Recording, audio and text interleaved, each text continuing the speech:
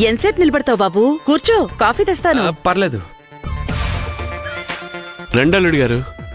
మావయ్య గారు నమస్తే. నమస్తే బాబు. ఏంటి అక్షయ, నువ్వు నాతో ఒక్క మాట చెప్పుంటే నేనే దగ్గరుండి తీసుకొచ్చేవాడిని కదా. ఇలా చెప్పకుండా వచ్చేస్తే ఎలా? నేనెంత కంగారు పడ్డానో. నేనొక్కడే కాదు, ఇంట్లో అందరూ ఎంత కంగారు పడుతున్నారో తెలుసా? ప్లీజ్ మన గొడవ దయచేసి ఎవరికి చెప్పకు ప్లీజ్. ఏదున్నా మనం చూసుకుందాం. ఏంటి ఏదో సైగ చేస్తున్నాడు? బయటపడట్లేదు గాని ఆ ఇంట్లో ఏదో జరిగింది.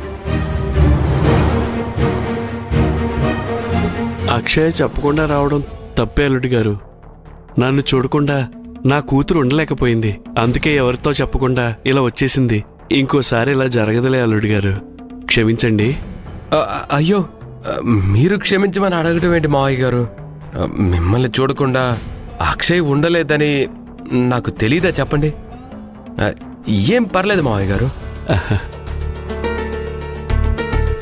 అక్షయ, నీకెప్పుడు మావయ్యని చూడాలనిపిస్తుందో అప్పుడు హ్యాపీగా వచ్చేయ్. లేకపోతే నాతో చెప్పు, నేనే దగ్గరుండి తీసుకొస్తాను. వచ్చి 2-3 రోజుల్లో ఇక్కడే ఉండి కూడా రావచ్చు. సరేనా?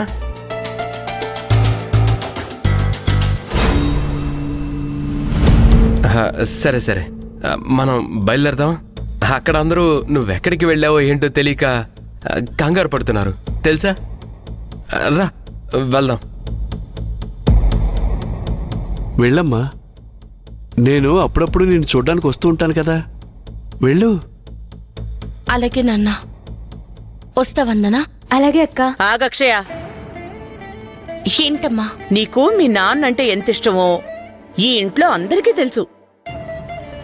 మీ నాన్న కోసం నువ్వు వచ్చావని ముందు నువ్వు చెప్పింది నమ్మేశాను.